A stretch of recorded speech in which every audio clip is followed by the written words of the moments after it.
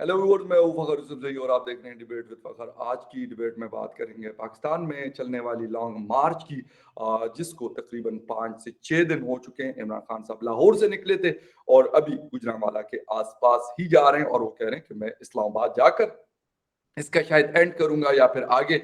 उन्होंने अपना लाहे अमल नहीं बताया। दूसरी तरफ हुकूमत इस मार्च को कोशिश भी कर रही है, पहले तो रुकवाने की, वो नहीं हो सका। उसके बाद अब मुख्तलिफ बातें करते कि लोग नहीं है उनके साथ या क्या है, लेकिन वो भी अंडर प्रेशर है।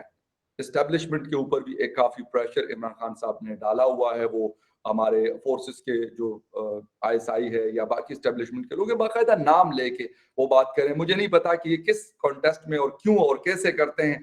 खैर, इस पे बात करेंगे। इसके साथ साथ प्राइम मिनिस्टर ऑफ पाकिस्तान मियां शहबाज शरीफ साहब इस वक्त बीजिंग में मौजूद हैं।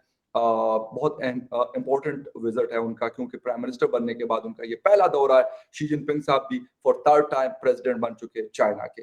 तो क्या हो रहा है, क्या नहीं, और क्या हो सकता है इन फ्यूचर, उन सारी चीजों के ऊपर बात करने के लिए आज मुझे ज्वाइन कर रहे हैं सीनियर एनालिस्ट और जर्नलिस्ट डॉक्टर बशारत हसन साहब। डॉक्टर साहब, thank you very much for joining the show. Thank you जी, अस्सलाम वालेकुम। वालेकुम अस्सलाम sir, thank you very much for your time.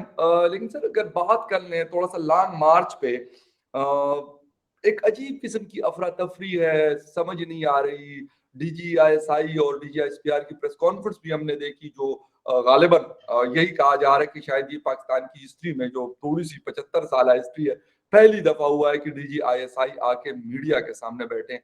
लेकिन इमरान खान साहब की जो टोन है उसमें कोई तब्दीली कम ही नजर आती है। थोड़ी बहुत वो कह देते जी मेरी फौज तो ये वो, लेकिन उसके बाद वो अपनी जो पेस है उसको कंटिन्यू किया हुआ है।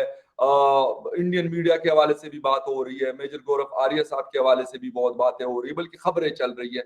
सर, हो क्या रहा है एक्चुअल? देखिए जी, बात यह है कि इमरान खान साहब हर तरीके से ये चाहते हैं कि किसी तरीके से उनकी मर्जी का जो है चीफ ऑफ आर्मी स्टाफ वो अपॉइंट किया जाए। अब वो देख रहे हैं कि वक्त कम रहता जा रहा है। नवंबर के आखिर में फैसला होना होता है। नवंबर के आखिर में जनरल बाजवा की रिटायरमेंट है, तो उससे पहले पहले फैसला होना होता है। तो अब चूंकि उनकी रिटायरमेंट का वक्त नज़दीक आ रहा है, नए चीफ की अपॉइंटमेंट का वक्त आ रहा है, तो इमरान खान साहब की जो डेस्परेशन है, जो उनकी इज़्तिराब है उनका, वो बढ़ता चला जा रहा है। उनकी परेशानी बढ़ रही है। इसमें ये बड़ी बदकिस्मती की बात है। इमरान खान साहब को अपनी सलाहियतों पे एतमाद नहीं है।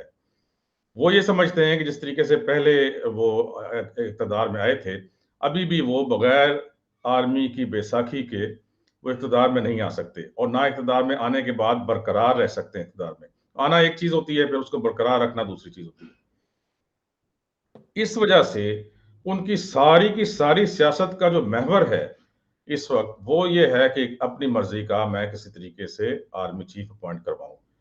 अब ये पॉसिबल नहीं है, मैं आपको साफ बता दूं, ये पॉसिबल नहीं है। अब वो ये लास्ट एक उनका जो है हरबा है, जिसमें कि वो लॉन्ग मार्च का ऐलान कर चुके हैं और पिछले कोई कई दिन से वो सड़कों पर हैं। उसमें कैजुअलिटीज भी हो चुकी हैं कुछ। एक बेचारी रिपोर्टर है, वो जी कुचली बिल्कुल। गई है उनके कंटेनर के नीचे आकर, और इस तरीके से और मसले हो रहे हैं। और ये एक भी और कहा जा आदमी रहा है भी कि सर भाई, गिरे हैं, उनकी डेथ हुई है कल। और आदमी भी गिरे हैं, कुछ पुलिस वाले भी जो है उनको हार्ट अटैक हुआ है वगैरह वगैरह। जी। तो ये कहा जा रहा है फैसल वाउडा की तरफ से, जो पीटीआई के मेंबर थे, अभी चंद दिनों तक बड़े हम्म। करीबी साथी रहे हैं इमरान खान साहब के, कि ये खूनी मार्च होगा। उन्होंने कहा है कि मैं इसमें लाशें गिरते हुए देख रहा हूँ। फिर भी ये मार्च वो कंटिन्यू कर रहे हैं। और इस तरह की खबरें आ रही हैं कि उनके कुछ साथियों ने कहा है कि हमने बंदूकें भी जमा की हुई हैं, वो लाइसेंस्ड हैं, और हम जो है वो सर, लेकर सीएम आएंगे। केपी का स्टेटमेंट मैंने खुद पढ़ा, चीफ मिनिस्टर खैबर पुख्तनख्वा महमूद खान साहब का, कि हमारे पास लाइसेंस याफ्ता असला हमारे पास होगा, वेपन होगा, और हम उसके साथ इस्लामाबाद जाएंगे। जी, उनका भी स्टेटमेंट आया, और एक उनके वजीर हैं जो है गंडापुर उनका साहब। भी है जी। गंडापुर साहब का भी आ रहा है कि वो एक घंटा वीडियो भी। का है, और एक भंगट नाम है, क्या उनके जी जी यंगस्टर जी जी वजीर हैं, जी बिल्कुल, जी जी। उनका बाकायदा स्टेटमेंट आया है। उनका बाकायदा स्टेटमेंट आया है कि हमारे पास लाइसेंस्ड गन्स हैं और हम वो लेकर आएंगे, क्योंकि हम समझते हैं कि अगर हुकूमत ने हमारे साथ सही बर्ताव ना किया तो हम भी यूज कर सकते हैं गन्स। और गंडापुर साहब का फिर वो एक ऑडियो जो है वो लीक हुई है, जिसमें कि उन्होंने ये कहा है, किसी को कह रहे हैं कि बंदों का और गन्स का इंतजाम हो गया है कि नहीं। और फिर जब उनसे तस्दीक का कहा गया गंडापुर साहब से, तो उन्होंने कहा कि बिल्कुल, अगर जो है हमारे साथ कुछ ज्यादती की जाएगी तो हम भी ने भी चूड़ियां नहीं पहनी, उस टाइप की कोई बात की है। मतलब ये है कि इधर से इस तरह का असला भी लेकर इसमें आया जा रहा है। दूसरी तरफ हुकूमत ने ये जो है खबरें आई हैं, रिपोर्ट्स आई हैं, द न्यूज़ में आया है कि हुकूमत ने भी फैसला किया है, बल्कि लगा रहे हैं वो स्नाइपर्स मुख्तलिफ जगह पर। तो वो हाईली ट्रेंड हैं, और वो ऐसे स्नाइपर्स हैं जो कि ज़ाहिर है कि आपको पता है एजेंसीज के पास तो केपीके के प्राइवेट लोगों से बहुत बेहतर स्नाइपर्स हैं। तो बिल्कुल। वो भी लगा दिए जाएंगे, तो इस वजह से बड़ा खूनी लेकिन सर मार्च हो सकता है, बड़ी लेकिन भर्ती हो सर रही है। ये जो चीज आप बता रहे हैं कि स्नाइपर्स भी लगाए जा सकते हैं और वो भी असले की बात नहीं, कर वो सकते हैं, बल्कि तो ये उन्होंने कहा है कि लगाए जा रहे हैं। नहीं नहीं बिल्कुल। सर मैं खुद इंटीरियर मिनिस्ट्री और के जो थोड़ा बहुत कवर कर रहा हूँ, तो उसमें ये चीजें आ रही हैं, और रोज वो डिप्लॉयमेंट की भी बात हो रही है, कुछ पुलिस ऑफिसर से भी मेरी बात हो रही है जो यहाँ पे ऑपरेट कर रहे हैं और जो लीड कर रहे हैं। तो सर बात ये है कि ये हम जा किस तरफ रहे हैं, जो आप ही ने मेरे शो में आज से तकरीबन 2-3 माह पहले बात की थी कि सिविल वॉर वाली सिचुएशन खुदा न खास्ता हो सकती है। तो क्यों अभी तक इमरान खान साहब को समझ नहीं आ रही, या वो जानबूझकर ये सारा कुछ कर रहे हैं, और या हुकूमत इसको मिस हैंडल कर रही है? थोड़ा सा आपका टेक इस पे चाहूंगा। जी, मैंने जैसे अर्ज की ना कि इमरान खान साहब को अपनी सलाहियतों पे बिल्कुल एतबार नहीं है। वो ये समझ रहे हैं कि बगैर फौज के मैं ना इक़्तिदार में दोबारा आ सकता हूँ, ना बरकरार रह सकता हूँ। इसलिए वो चाह रहे हैं कि मेरी मर्जी का आर्मी चीफ आए, और वो पॉसिबल नहीं है, उनको ये इख्तियार नहीं दिया जाएगा। अब तो बहुत थोड़े से दिन रह गए हैं, और महीने से भी कम रह गया है इस सारी चीज में। और मैं समझता हूँ किसी भी दिन इस्लामाबाद में उनके पहुंचने से पहले हुकूमत ऐलान कर देगी नए आर्मी चीफ लेकिन के सर नाम पर। आर्मी चीफ का मसला इन लोगों को क्या है? मियाँ साहब भी ये करते रहे, और मियाँ साहब फिर उसकी वजह से फिर वही मुशर्रफ साहब थे जिनकी वजह से वो फिर अटक किले में बंद रहे कई 3-4 साल, और उसके बाद 10 साल वो एग्जाइल में रहे सऊदी अरेबिया में। एक तरीका कार अभी तक सर हम बना नहीं सके। ये आर्मी चीफ नाम ने इंडिया का कभी सुना कि जी मोदी जी के ऊपर प्रेशर है तो किसी और के ऊपर प्रेशर? बांग्लादेश का नहीं सुना, इवन अफगानिस्तान का नहीं सुना सर, नेपाल का नहीं सुना, श्रीलंका का नहीं सुना। सर यही मसला हमारे यहाँ क्यों चल रहा होता देखें जी, ये पहली दफा हुआ है, पहली दफा हुआ है कि आर्मी चीफ की अपॉइंटमेंट को मुतनाज़ा बना दिया गया है। एक बहुत गलत बात है। आप अपनी सियासत करें, आप आर्मी को छोड़ें, आईएसआई को छोड़ें, आप है? अपनी जी सियासत करें। तो मैंने जैसे कहा ना कि इनको अपनी सलाहियतों पर भरोसा नहीं है, इसलिए ये कर रहे हैं, लेकिन इसमें इनको नाकामी होगी। एक और बात मैं आपको बता दूं, बाकायदा स्टेटमेंट है ये इनके जो है इंफॉर्मेशन मिनिस्टर जो थे उनकी, इमरान खान साहब के जमाने में, फवाद कि चौधरी साहब। जो जी हाँ, फवाद साहब के केपीके से भी लोग आएंगे, उधर से हम आएंगे, और एक जो है जत्था आएगा आज़ाद जम्मू और कश्मीर से, एक जत्था आएगा जो आ रहा है इनके साथ, वो पंजाब से आ रहा है। तो हम चारों तरफ से इस्लामाबाद को घेरेंगे, ये इन्होंने पहले दिन एक कामरान खान शो होता है उसमें ये कहा था। बहुत से लोगों ने मिस किया है, ये किसी जगह रिपोर्ट नहीं हुआ। इत्तेफाक से मैं उस वक्त ये इनका इंटरव्यू सुन रहा था, तो इनका प्रोग्राम है चारों तरफ से आने का, इस्लामाबाद को सीज करने का। अच्छा, उससे कितना इकोनॉमिक नुकसान होगा मुल्क को, कितना और जो है मुसीबतें आएंगी। भाई आपको जरूरत क्या है? इमरान खान साहब को मैं पैगाम देना चाहता हूं, कल भी मैंने टीवी पर भी दिया है, कि देखें, you are at the moment the most popular leader in Pakistan. जितने बाई इलेक्शंस हुए हैं उनमें से 95% आप जीते हैं। बिल्कुल। आप जो है आराम से 2/3 मेजोरिटी ले सकते हैं, बिकॉज इस वक्त जो ताजरों की हुकूमत है, इन्होंने मुल्क में 6 महीने के अंदर इतनी महंगाई कर दी है, 4-5 गुना ज्यादा, जो कि आपने 4 साल में की थी उससे 4-5 गुना ज्यादा इन्होंने 3 महीने कर दी है, 6 महीने में कर दी है। और उसकी वजह से अवाम इनसे सख्त नफरत करने लगे हैं, स्पेशली जो यूथ है, जो आपका मिडिल क्लास है, जिसको क्रश कर दिया है बिल्कुल इस सर हुकूमत राणा ने। सनाउल्लाह साहब ने कहा कि बिजली के बिलों ने हमें बड़ा नुकसान दिया है। देखिए ना, राणा सनाउल्लाह ने भी कहा, और आबिद शेर अली साहब जो खुद इलेक्शन लड़े हैं और हारे हैं फैसलाबाद से, जो उनका आबाई हल्का है, पंजाब में अब तक ये समझा जा रहा था कि नून लीग को कोई नहीं हरा सकता। ये हाँ पहली दफा हुआ है कि इमरान खान साहब ने ये बुत तोड़ दिया है, और वो नून लीग को बहुत बुरी शिकस्त देंगे अगले इलेक्शन में। आपको अभी से प्रोडिक्शन मेरी है ना, रिकॉर्ड हो जाएगा, अच्छा है, जब जी आप बाद में सुनेंगे आपको याद आ जाएगा।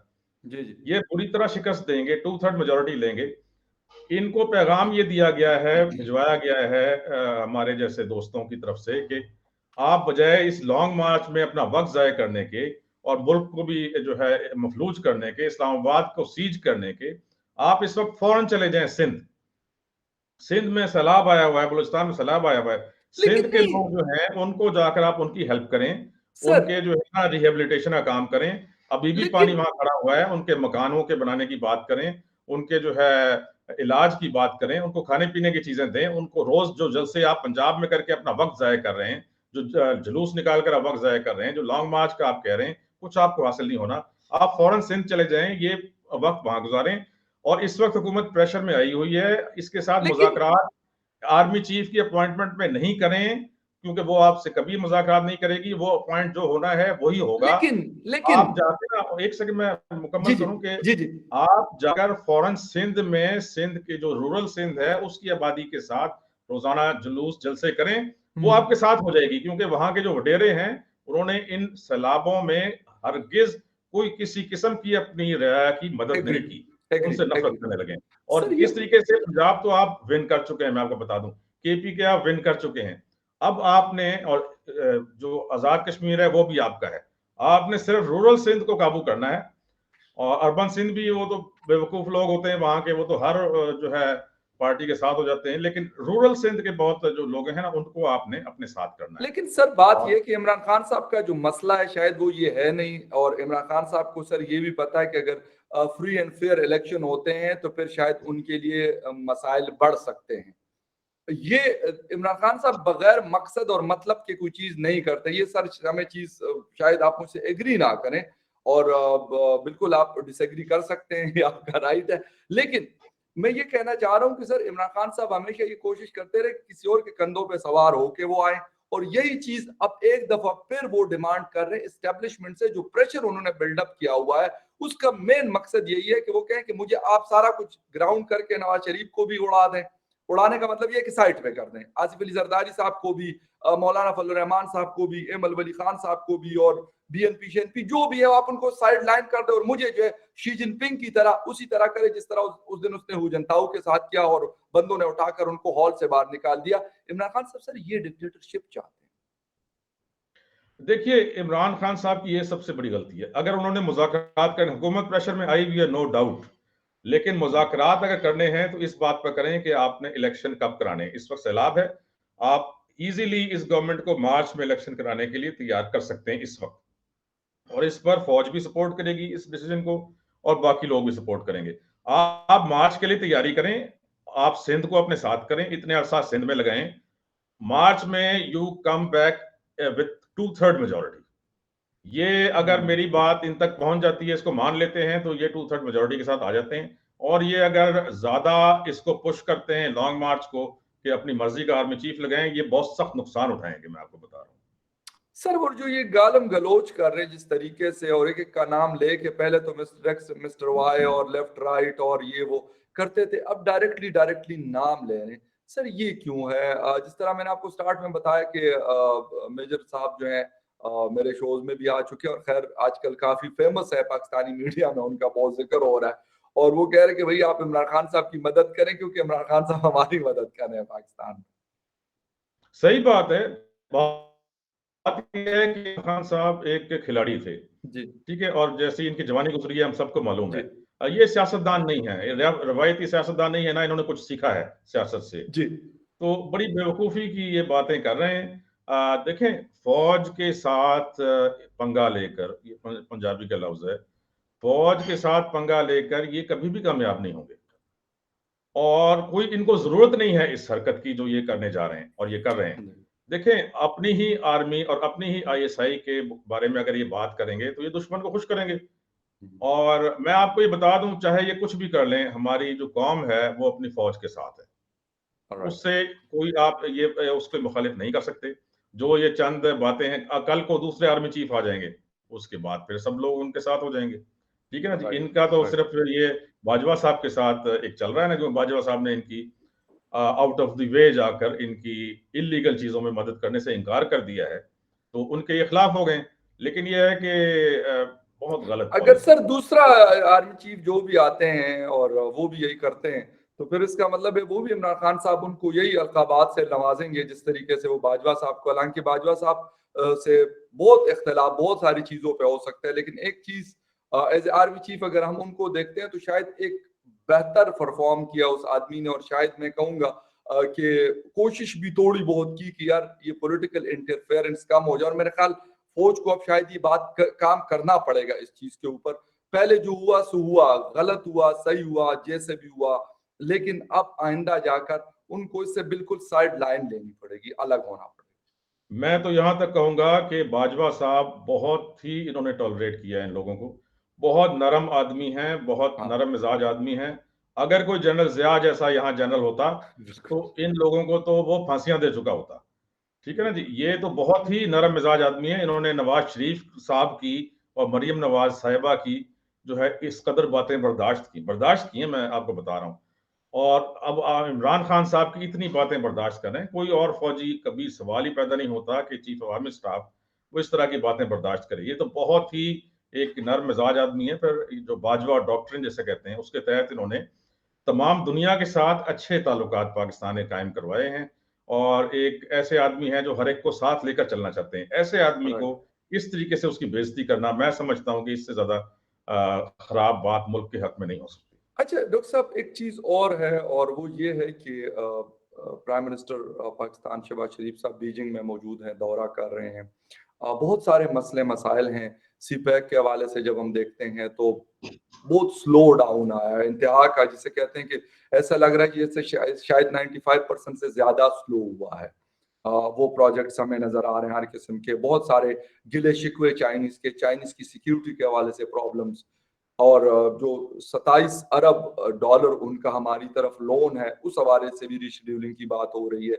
क्या लग रहा है आपको कि बीजिंग इस वक्त इस्लामाबाद की हेल्प कर सकता है, या मतलब ठीक है एक रिवायती दौरा होगा, हमालिया से ऊंची और समंदर से गहरी और शहद से मीठी, वो बयान बीजिंग से आएगा और फिर उसके बाद बिजनेस एज यूजुअल होगा? देखिए, बात यह है जी कि इमरान खान साहब के जो 4 साल गुजरे हैं, एक सीपैक एक डगर पर चल रहा था, एक पेस के साथ चल रहा था। तो ठीक है, उसमें लोग कमा रहे होंगे, कमीशंस भी ले रहे होंगे, किकबैक्स ले रहे होंगे, उसके बगैर तो होता ही नहीं पाकिस्तान में। लेकिन ये है कि बड़ी तेजी के साथ बड़ी स्मूथली जा रहा था। सीपैक में 2-3 चीजें हैं, आप ये समझ लीजिए। जी एक तो जो है ना हाईवेज, मोटरवेज वो बननी है, जिसमें कि चाइना को कनेक्ट करना है with Gwadar and with Arabian sea, जी ताकि वहां से वो अपनी तिजारत कर सके बाकी दुनिया के साथ। उसमें जो है अरब कंट्रीज भी हैं, बाकी यूरोप है, उसको काफी छोटा रूट पड़ता है ये समंदर में पहुंचने के लिए। जी उसका काफी वक्त बच जाता है। दूसरा, उस एक तो ये रोड्स हाईवेज मोटरवेज हो गई, दूसरा है ML1 जिसमें कि रेलवेज बनना है, एक फास्ट रूट बनना है रेल का। तो ये इन सारी चीजों तीसरी चीज है कि 9 स्पेशल इकोनॉमिक जोन्स बनने हैं अंडर दी सीपैक, जो कि सीपैक का जो रूट है उसके ऊपर चाइना से इंडस्ट्री आएगी और मुल्कों से भी आ सकती है, जो कि यहाँ पे एस्टेब्लिश होगी। उससे पाकिस्तान के लाखों लोगों को रोजगार मिलेगा, टेक्नोलॉजी ट्रांसफर होगी, और जो सामान यहाँ बनेगा वो यहाँ से फिर चाइनीज सामान जो होगा वो बनाएंगे यहाँ पर, जिसमें आईफोन्स भी हो सकते हैं, इसमें हर चीज हो सकती है। हाईली टेक्निकल चीजें होंगी, हमारी वर्कफोर्स ट्रेन होगी, वो जो है फिर यहाँ से एक्सपोर्ट होगा थ्रू ML1 रेलवेज के थ्रू और थ्रू कंटेनर्स जो कि हाईवेज और मोटरवेज बन रही है।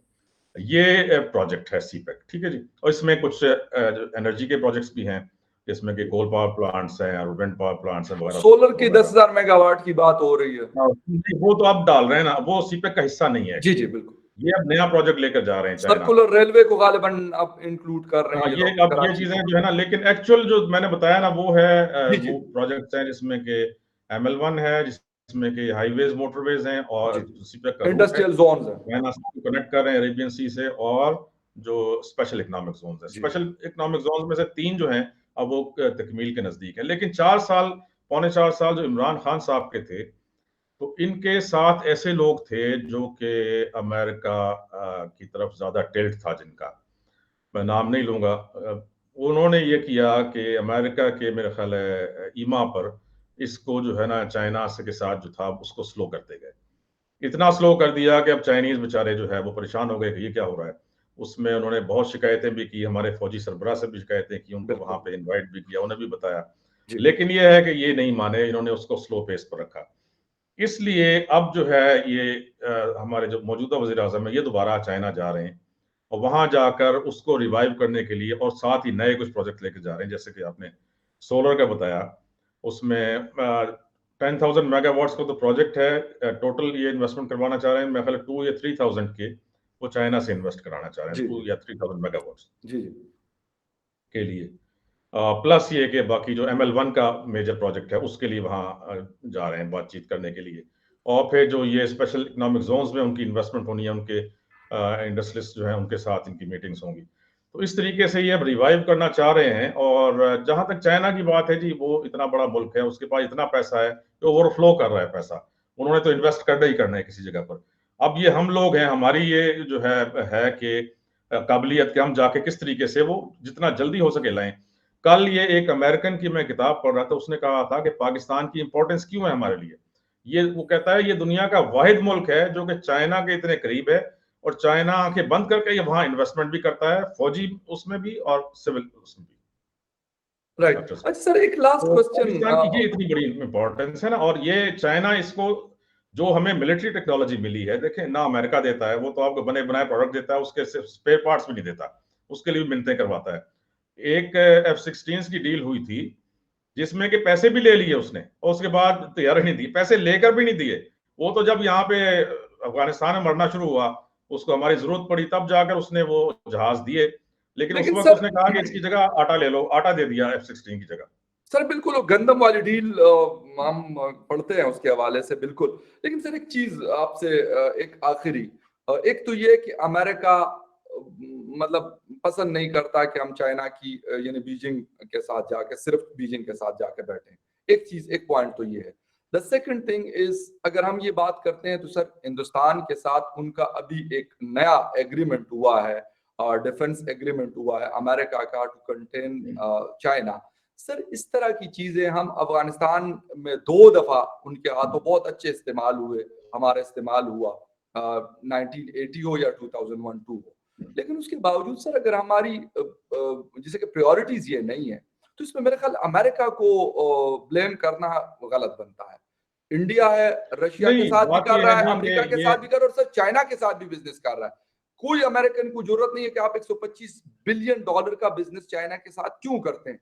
और जब उनके दिल में जो आता है वो उनको सुनाते भी हैं, बीजिंग को भी सुनाते हैं, वॉशिंगटन को भी सुनाते हैं, और क्रेमलिन को भी सुनाते हैं, मैं मॉस्को वही को अर्ज भी। कर रहा हूँ ना कि अमेरिका तो आप पर दबाव तो नहीं डालता ना, आप यस, खुद जाकर उसकी मिन्नतें करते हैं। एब्सोल्युटली जब आप राइट। खुद उसके पास जाते हैं, वो कहते हैं, वो तो ये खुलेआम कहते हैं कि हम नहीं चाहते कि पाकिस्तान जो है वो चाइना के साथ जाए इन्वेस्ट करे, अमेरिकन जी खुलेआम ये कहते हैं।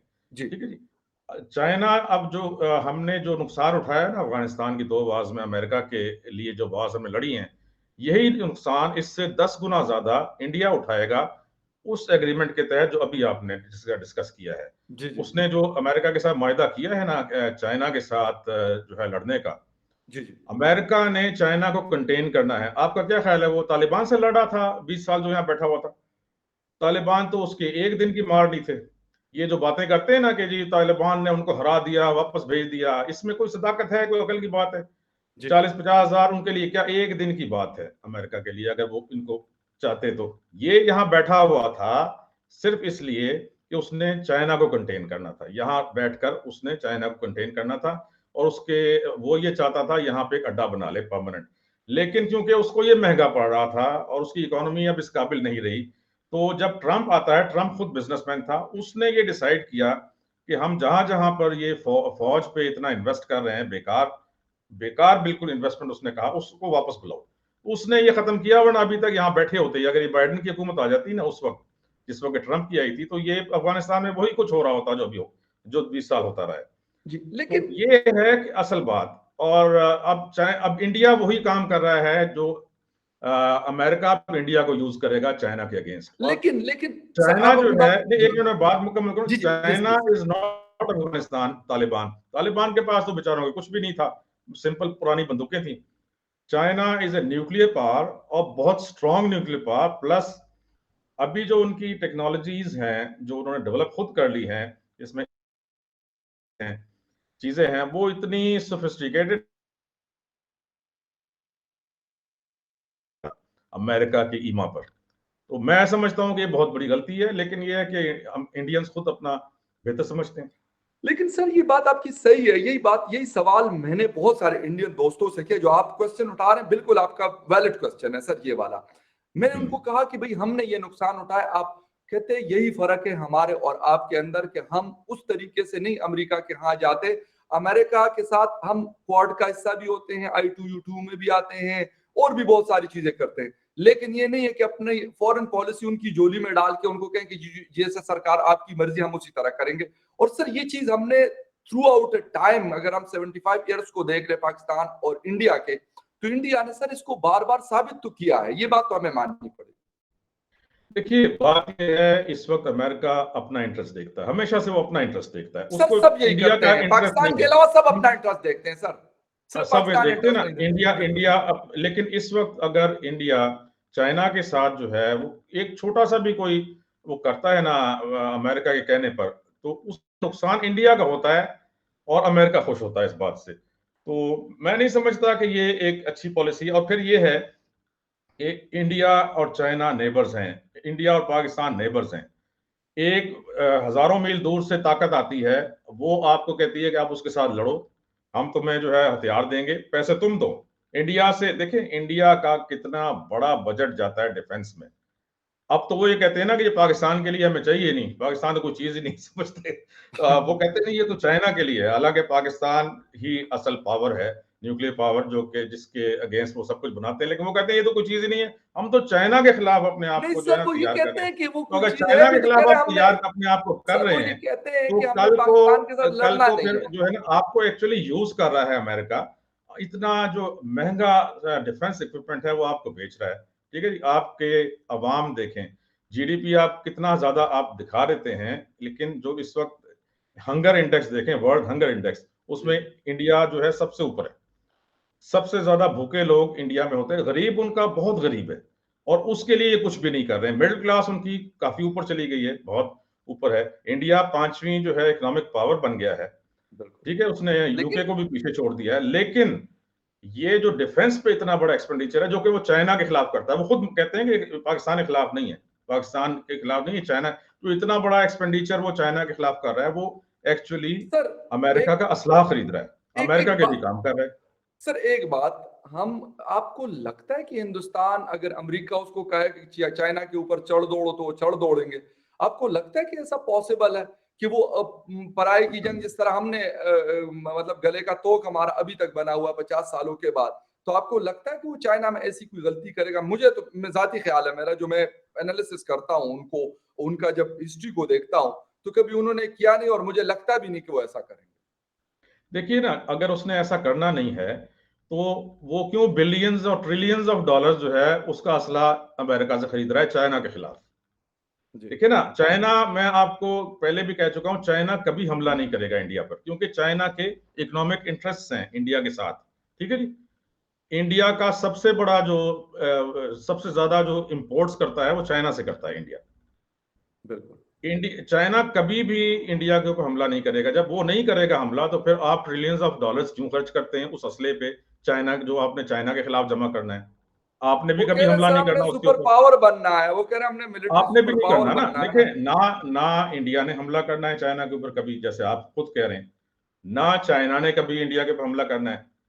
बैलेंस ऑफ पावर मौजूद है, दोनों न्यूक्लियर पावर्स हैं, ठीक है जी, दोनों के पास असला है। तो फिर आप क्यों इतने ज्यादा जो है अपनी डिफेंस पे खर्च कर रहे हैं, और अमेरिका राइट। से वो असला खरीद रहे हैं ट्रिलियंस ऑफ डॉलर्स का, और अपने ओके। अपने अवाम को, अपने गरीब अवाम को, जो आपकी वर्किंग क्लास है, आपकी मिडिल क्लास ठीक है प्रॉस्पर कर गई है, आपकी जो वर्किंग क्लास है, जो गरीब लोग हैं, वो तो बहुत नीचे हैं गुर्बत में, पाकिस्तान से बहुत नीचे हैं। राइट। पाकिस्तान में कोई फुटपाथ पे नहीं सोता, कोई भूखा नहीं सोता।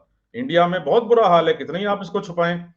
आप गूगल पर लेकिन चले जाएं, सर वो गायब करवा अभी देते हैं ऐसी रिपोर्ट्स हैं, लेकिन एक्चुअली 3 दिन दिस इज पहले दी सर, फैक्ट। 3 दिन पहले सर टाइम खत्म है, लेकिन 3 दिन पहले मैं डॉन का एक एडिटोरियल उन्होंने पब्लिश किया है, और उसके अंदर वो कह रहे हैं कि पाकिस्तान, इंडिया और बांग्लादेश, जब इनका कंपैरिजन हुआ है ये हेल्दी फूड के हवाले से, तो पाकिस्तान उसमें सबसे नीचे था। पाकिस्तान में more than 83.3% people are living without a healthy food. ये कहते हैं इंडिया और बांग्लादेश की पोजीशन उससे बेहतर है। तो सर ये वाली चीजें भी आती है, और दूसरी ये कि उनके नहीं, पास ये एक वीर की हंगर इंडेक्स जो है ना, ये गूगल पे मौजूद है, वर्ल्ड हंगर इंडेक्स। सर मैंने उसको पढ़ा, आप मैंने उसके देखिए। ऊपर शो भी किया हुआ है, मैंने उसके ऊपर अच्छा, सर शो भी किया हुआ है, हंगर इंडेक्स के ऊपर बिल्कुल मैंने पाकिस्तान शो भी में किया हुआ। ये मैं आपको बता दूं कि जब से इमरान की जी जी हुकूमत आई थी और इसकी अभी आई है मौजूदा हुकूमत, इन्होंने जी फूड बहुत महंगा किया है। फूड जो है उसकी इन्फ्लेशन बहुत ज्यादा है, इंडिया और बांग्लादेश, तो आप सही कह रहे हैं। और इससे आइंदा जाकर बहुत बड़ा नुकसान होने वाला है गरीब का। लेकिन यह है कि फिर एब्सोल्युटली भी राइट। क्योंकि हमारे मुल्क में चैरिटी लोग बहुत करते हैं। मैं आपको बताऊं कि इसने क्या हरकत की है इमरान खान ने, क्योंकि फूड भी इतना महंगा कर दिया है ना कि गरीब आदमी तो कमा ही नहीं सकता और ना जी जॉब्स जी उनको देते हैं। तो अब जो जी वो सिर्फ चैरिटी पर रह रहे हैं, लेकिन वो चैरिटी देने वाले इतने ज्यादा हैं और वो इतने मिकदार में देते हैं कि कोई भूखा नहीं सोता, और वही लोग इनको पाल रहे हैं। वर्किंग क्लास को मिडिल क्लास और अपर क्लास पाल रही है। ये जी, हो गया। लेकिन मेरे ख्याल में सर सिर्फ अगर ये हम ये कहते हैं कि तैयार रोटी खिलाते रहें, मैं अक्सर जगहों पे देखता हूँ ये G11, F10, F11 और मुख्तलिफ इलाकों में बड़ी-बड़ी लाइन्स लगी होती हैं, तो इसका मतलब है कि हम लोगों को मज़ीद अपाहज बना रहे हैं, डिसेबल कर रहे हैं, इस तरह की चीज़ें एग्जैक्टली। करके। ना कि वो वही वाली बात है, गालिबन चाइनीज़ कोट है कि आप उसको मछली ना खिलाएँ, बल्कि उसको मछली का शिकार करना सिखाएँ, कि वो जाके आप सही कह पकड़ना रहे हैं। सिखाएँ तो वो बेहतर। तो सर ये वाली चीज़ मेरे ख्याल में ये आई बेशक एग्री। पाकिस्तान के अंदर चैरिटी बिलियंस की होती होगी, लेकिन उसका फ़ायदा क्या है कि अगर हम अपने पाँव पे नहीं खड़े हो सकते और हम अपनी इकोनॉमी बिल्कुल के सही। अंदर बाकी लोगों को इंजेक्ट क्यों नहीं कर पा रहे हैं कि वो जो लोअर मिडल क्लास है वो मिडल क्लास में आ जाए और जो मिडल है वो अपर में चली जाए, तो ये ज़्यादा बेहतर है और ये तेज़ी से होना ये चाहिए। ये बिल्कुल बेहतर होगा बांग्लादेश में भी कि हो रहा है और ये इंडिया में भी हो रहा है, लेकिन अनफॉर्च्यूनेटली हमारे मुल्क में जो मिडल क्लास थी वो बेचारी लोअर मिडल में चली गई और जो अपर थी वो अब इस वक़्त अपर मिडल में चली गई है, और ये बड़ा डेंजरस एक सिचुएशन है। बिल्कुल, आप सर बिल्कुल थैंक यू सही वेरी कह मच। रहे हैं। जी, जी। आप बिल्कुल सही कह रहे हैं, और ये सबसे बड़ा जो है नुकसान किया है इमरान खान हुकूमत ने और मौजूदा हुकूमत ने। जी। बेशक, बिल्कुल sir, I agree with you on this point. Thank you very much for your time and viewers, thank you very much for watching debate with Fakhar Yusufzai. किसी और डिबेट में फिर मिलेंगे, तब तक के लिए टेक केयर। थैंक यू जी। Thank you very much sir, thank you.